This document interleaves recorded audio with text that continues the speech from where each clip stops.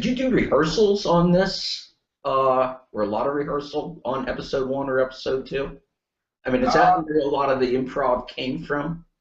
there, there was. I mean, they were rehearsing on set. Just on episode 2, I know they were rehearsing on set. Episode 1, no, I mean, not really, not at all. I mean, we even as we were shooting, like for the trailer, there's a couple scenes that we just shot at. We were literally just running around the city, um, finding like there's a scene where they're in a hallway. We just ran into a building and had them, they all have like their prop paper bagged beers, and we're just like, all right, you guys, this will be great. It looks like you're going out for the night. Just run through that hallway. And we were really just running around the Lower East Side, running around Brooklyn, and just getting as many shots as we can to craft the trailer. And there we're not even improvising just dialogue. We're improvising everything. It's more like, okay, this thing over there looks great. Let's go shoot by it. And I gave him a situation like, you're pouring this drink out for your fallen homie, and I even gave him a character that they all knew from college, and so we have that. There's like dialogue that goes along with the shot of them all pouring their beers out in the street. Like we just had so much to draw from based on having the time to do a very improv heavy sort of project in episode 1, and that I think, yeah, rehearsal. I would have. In the future, I think there might be things that I would want to do rehearsal for, based on like some ideas I have for future scripts and scenes. But there are some things actually. We have a scene we want to do with Pete, the character Tyler. My friend Joe is now coming on as a co-writer with me, and we're coming up with all these scenarios. And we want him to work in. We both worked in advertising, so we want him to work on like the account side in advertising, where he has to give like PowerPoint presentations to the client. And we want to do a scene where Pete goes in, just because we know him as an actor now, we want to have him present a PowerPoint presentation that he's never seen. So we would basically put together a PowerPoint presentation, maybe slip in, I don't know, slides of like pornography or Facebook pictures or something, just throw stuff, like maybe his roommate sabotages. So he has to react to it on the spot. On the spot. And so, I mean, I would love to shoot that way. I think that's my favorite style of comedy, and it's sort of much different than the way Lena Dunham does Girls, I think. I mean, I know there's some improv in it, but she's the writer. I mean, I'm a writer, but I really like to develop situations like the tension of that situation where he has to go, in front of this room of suits. He has to go and explain how X or Y thing slipped into his PowerPoint. Like, I want to shoot that scene. I hope we can bring the series to a point where we can have the freedom to spend, whatever it is, half a day or a day to work on just doing that. Because the material you would get from spending a couple hours doing a scene like that would just be, it's going to be the best thing we can do, I think. Now, you mentioned that there were a lot of people who volunteered or worked for less than they typically would on this production. What will it take for you to be able to do what you want to with Bros as a series and take it where you want to take it? I mean, obviously money. So how do you monetize this, and how do you distribute this to achieve what you want? Well, the thing that really has been the thing that made me leave advertising, like rush my way out of advertising, was just that the success of the first episode was just so wild that it made sense. There were multiple I don't want to name names, but there was one particular studio that was pretty interested, and we were having talks with for a while, and there were just other like bites from other studios, possibly all talking about this being a network thing, which blew my mind to some extent, because we always thought it would just be, like I said, this would be the web series. I have another network idea sitting on the shelf. If anybody wants to talk network ideas, we'll talk about that one. Because I always figured a parody series couldn't be a network thing. And then it took the network people to explain to me, oh, of course it could be a network thing. There's, what's that show? Rob Corddry's show on Cartoon Network where he plays like a children's hospital, which is a parody, which is like a sort of a spin on, what is it, House and Grey's Anatomy, and sort of like so. There are existing parodies that are successful, and I think even and the other thing is we wanted to pull away from the parody element, and we wanted to sort of this is a universe in itself. This show could have existed, and a lot of people who saw it, saw the trailer, saw the first episode. Girls. Yeah, they've never seen Girls. I mean, some of my yeah. Well, there you go. So my good friend Joe Lombardi, who's the editor on this and who's now co-writing with me, he's never seen an episode of Girls, and he's writing Bros, which I always tell him like, okay, well, because we want to sort of, it's a good model to follow in terms of like they've done certain things that have been very successful, and how do we sort of use that to learn, and if we want to approach the network world, how do we do it? Although our show has a not completely different, there's overlap, but I think we would have a different demographic audience, and I think we kind of there's a chance a show like this, if done right, could actually be bigger, not in terms of critical acclaim. I think they'll still like her show better, but I think in terms of ratings, like people who would tune in, Bros is a much more universal thing. Like you could be anywhere in the country, and sort of like what is the archetypal fratty, light beer drinking guy exists everywhere, and you don't have to be in New York City to understand it. It's funnier at times to see. I ran through a bunch of art galleries last night that are just walking down the street and saw them and walked in, and they have, they hand out free drinks. Now you can that's episode. It's episode 6 right now. I don't know if it'll still be episode 6, but we do an episode where the bros manage their way into an art gallery, and the whole time they're just trying to. It's 2 of the bros trying to pick up a third bro's sister. It's the character. Yeah, it's the Tyler and Drew are trying to pick up John's younger sister, who is an art student visiting New York City to visit some galleries. So that I want to do is a very improv-heavy thing where you're in front of a piece of art, and it might just be like, all right, yeah, I want to hear about the color blue in this painting. Just let's go there, and sort of you'd have them trying to one-up each other with no knowledge of art to impress the art student, and that's where I want to take the series. What it would take to do it, I think at this point we've exhausted the indie route. I think we've really hit an end to. I mean, I have no more to spend out of pocket on this. I think everybody who worked on it, who was working for free, are sort of okay. We're gonna have to switch gears going forward. We have a Kickstarter campaign that's sort of it's in the works. We're of all the people I talk to, it's like, okay, move forward with it right away. And then other people say, well, maybe that should be the Kickstarter should be the backup plan. So I don't know, but either way, we're going to need like a real budget and real support. I think there's definitely room to monetize it in terms of even like where is it? I have the hat around. Hold on. Got the purple hat. Well, there's these hats which are going to be part of our Kickstarter giveaways, which would just be like these snapback hats, which kind of got popularized with I guess where hip hop is right now, and then also in the EDM scene, snapbacks are all the rage. So a bro snapback is even more fitting. I don't know. I think that purple wool cap. Those could be a hit. Actually, one of the Kickstarter giveaways that we have, we came up with the list like, all right, for X donation you get this, and one of them is going to be me going to Williamsburg to make you an outfit. That's it. If you donate X amount of dollars, I'm going to go to the thrift store. I'm just going to buy a bunch of crap, and then I'm going to mail it to you. And this is I'm going to design you an authentic hipster outfit. And who knows? I mean, it'd be fun to wear to parties, maybe to work, depending on where you work. The purple sequins. I actually we had a YouTube comment that says like if Bros is a series, I'm going to sell Bros like costumes or Halloween costumes or something.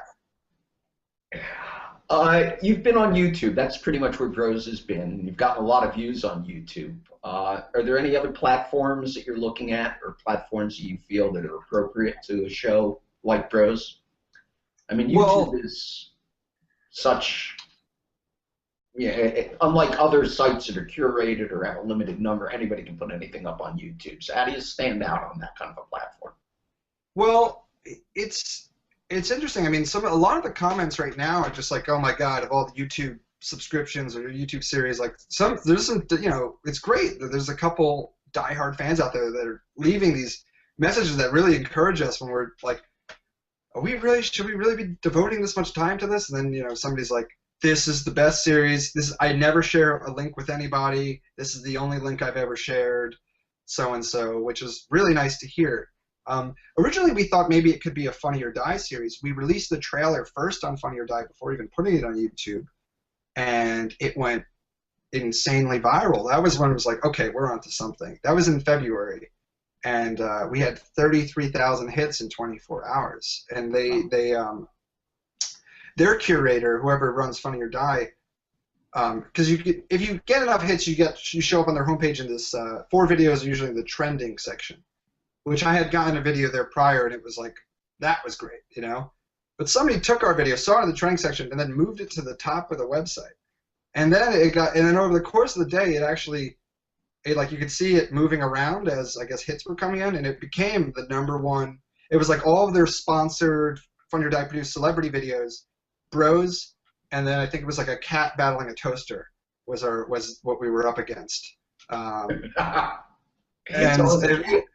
when we beat Cat versus Toaster, that was the first like big, okay, we're something. And that's like a bro moment to beat Cat with Toaster, isn't it? Yeah, well, yeah, beating has to wind up in the show somehow. It's while they're playing football. There's an episode. We're debating whether to fit this into. We want to do it in one of the next 3, because that's what we're thinking now is like. We're scripting 3 solid ones, maybe even 4, that if we do hit a Kickstarter goal, we'll do 3 or 4 more episodes. And one of them is the Bros local bodega guy in New York City. He asked them to cat sit his cat while he goes down to Puerto Rico for vacation.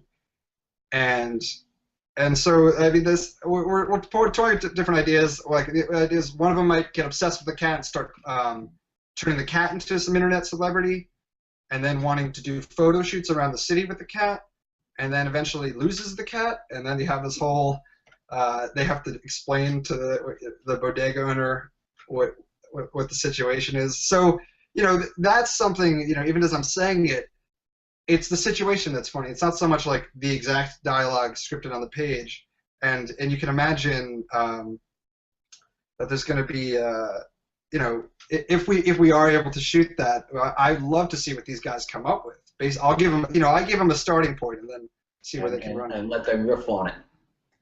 You put together a terrific cast. I mean, the chemistry among them and the banter among them to have achieved that improvisationally against, I presume, 4 guys who had just kind of met as you cast the show, is you did a remarkable job then in picking really good people to portray these characters. Well, thank you. Yeah, I think they're all sort of.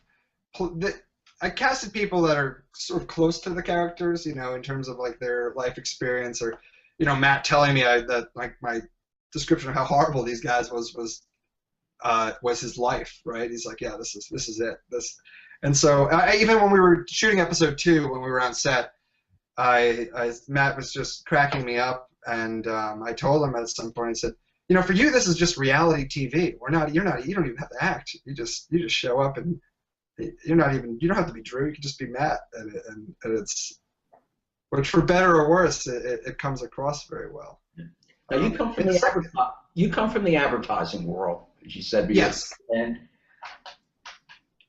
your show's like a small business. You've created it, and how much time and effort does it take for you to do the marketing and the sales aspect of the show? That's a good question. Well, in terms of, it being a small business, like even this week, the reason why it's my catchphrase for like the last 2 months has just been next Monday with all of the cast and crew, and everybody's like, oh, so when's it coming out? It's just like, oh, next Monday. Everything should be in place by next Monday. And then it's just, one technical obstacle over another. Everybody's working for free, so, I give, somebody's working on the sound mix, and you give them, the digital files they need to begin. But then paid work comes in, or family thing comes up, and then they just have to. This is everybody's sort of working on it while living their lives, and so it's kind of that's pushed things back. And then in particular, like the color correction this week, I spent probably 70 hours last week troubleshooting Adobe SpeedGrade with no help from their support team. I was like emailing for 3 days straight, like, please somebody explain how this thing works to me. It's just such a buggy program. It kept crashing. I'd do 3 hours of work and it would crash, and it was a nightmare. But I had determined like I was going to figure it out. So, I mean, and I don't do color correction either. So I'm sort of winging it on a program that I'm just learning. Because we've described it as like a garage band operation. How like we are a small business, but right now, like you're looking, this is my bedroom. This is where this is the post-production facility for the most part. This is where we do editing. I've got an iMac.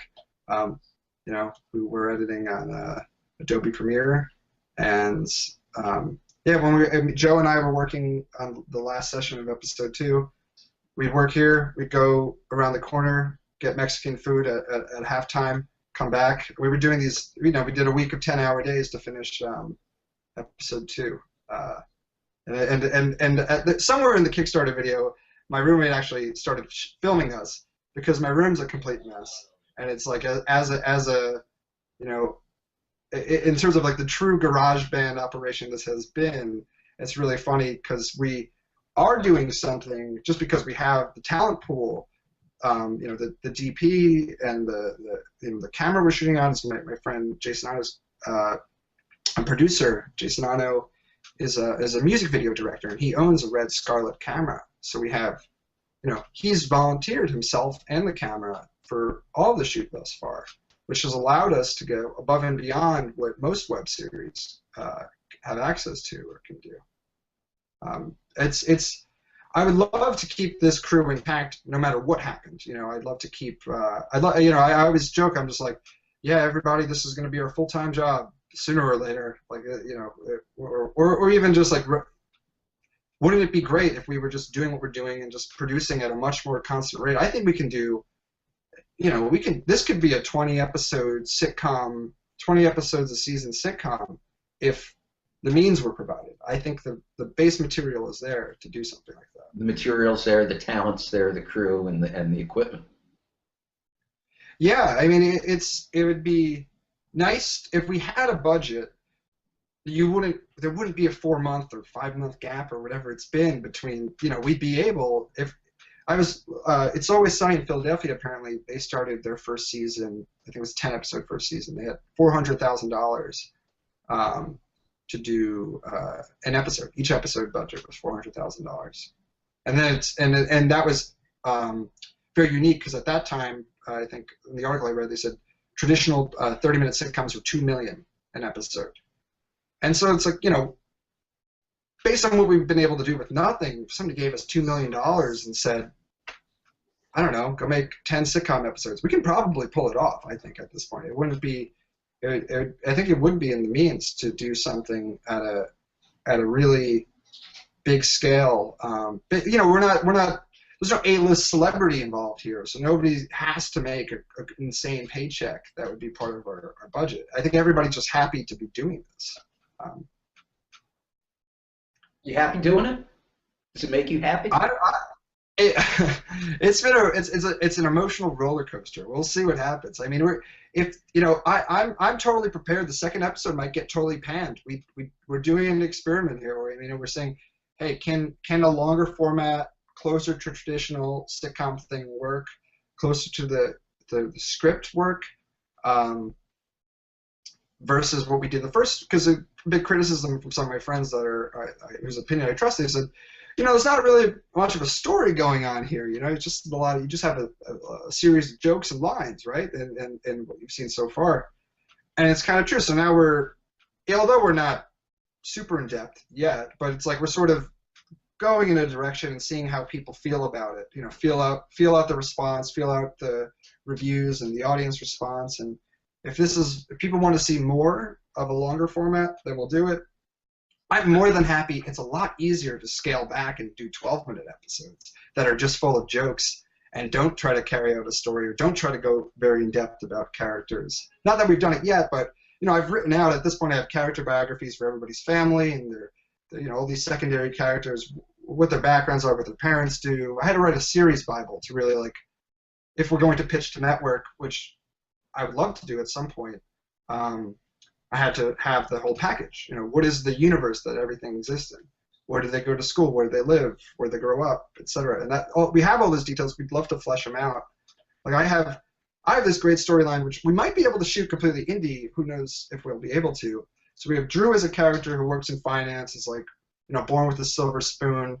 It's going to be from not Greenwich, Connecticut, but the next wealthiest town, and comes from. He's like a third generation womanizer. His father is a womanizer. You see his father dating with a new fiance that's only 2 years older than him, and so you'd have all this tension play out. And I wanted it to escalate to the point where you have he falls for an Occupy Wall Street anarcho-feminist type. And I have this scripted now for episode 4, so even if we don't get backing or we don't go to network or whatever, we can still probably pull this off.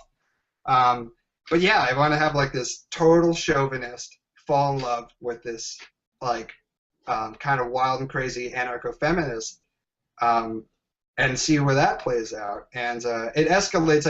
I've had this idea since the beginning, which is that he would single-handedly try to restart Occupy Wall Street to impress her. So. And I think we can. I've really talked out the logistics of what it would take to shoot this totally guerrilla and just run down to Zuccotti Park with cameras. Yeah, and have him just one guy in a sleeping bag with a sign. But they're so paranoid over there. I don't know how long we'd last before the police would kick us out. But yeah, just show up with a sleeping bag and a cardboard sign or something, and see how much we can shoot before they throw us out. And well, I would gotta keep shooting while they're throwing them out. Yeah, exactly. Well, I do. I have this. I work for this one journalist, and he's happy to be in that scene as a correspondent, coming down to report the news, and so we could do that sort of a in-camera effect where you see it as a news story, and I wanted to have his Drew's father shows up and says son, what are you doing? You're wasting your life. Go back to work. And so he has this argument with his dad, which is Dad, you never loved me anyway. All play out on a news camera. So that's a scene I really want to do. I'd love to have the opportunity to do all this stuff. It's a question of, how much do we try to do scrounging by with $0? I think we've exhausted that. It's okay, well, you're ready for the next step. Ready for the next step, yes. Right. Episode 2, that should be ready next Monday? I'm afraid to say that. I jinx it every time I say it. You keep saying next Monday. Look. I want to say, I want to see, this is the thing now. So I've done this color correction, and it passed my judgment, right? But I'm no expert on this. And then yesterday, a friend of mine, his producer, says, "Hey, I have somebody who can do professional color correction, and they'll do it for free." So you have stuff like this that just comes up because we're relying on everybody for free. Now it's a question of, do we release because we're good enough, or do we push back because we think we could maybe still be even better? And then as time goes by, we lose even more momentum. So it's all these things weigh in on all the decisions. Do you just rush the thing out, or do you take more time? Is it worth taking more time? I want to say this week. We'll see it. Ideally Monday. Ideally tomorrow. Okay. Monday. But I think I'm gonna send it to her and see what she thinks. If she thinks it needs a little bit extra help, then maybe and we can push it back a day or two. Maybe we'll do that. But All right. it's the whole this garage band aspect to it that is a kind of a bit of organized chaos style of production, which advertising in general is. People just don't realize it. It's like I'm totally used to that because that's how the entire. I work for two of the biggest ad agencies in the world, and it's a lot of organized chaos. So. All right. Social media, where people can find Bros on YouTube. So it's youtube.com/bros series.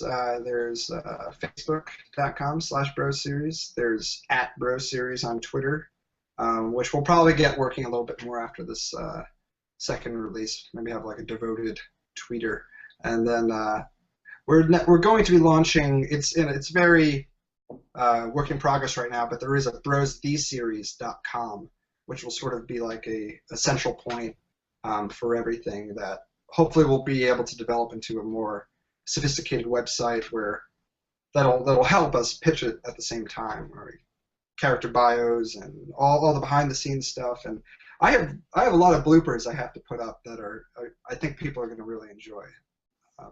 So there's a lot. It's somehow become a full-time job. Like leaving a full-time job, it's now a full-time job. Well, we love the show. You've written and created a wonderful show. We're looking forward to episodes 2 and onward, Anthony. And thank you for stopping by today. This has been fascinating. I've loved talking with you. Yes, Jeff, it's been great. Look forward to it. Hopefully we'll be in touch again. Hopefully there'll be many more episodes to talk about. Oh, I hope so. And stay in touch. Let us know what's going on. I'm going to end the broadcast right now, but then you and I will still be able to chat for a minute or two. For sure.